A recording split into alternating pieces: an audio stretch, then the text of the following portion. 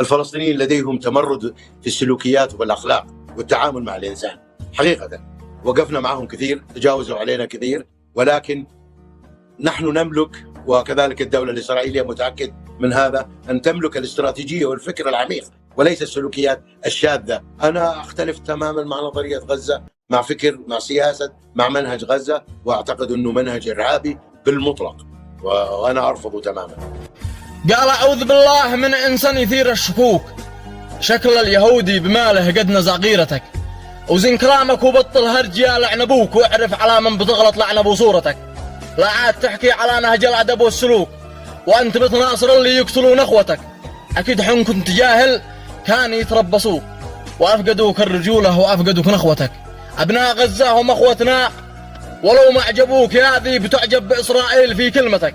إذا الدفاع هو جريمة كما فهموك، حذاقتك يا عديم الفهم قد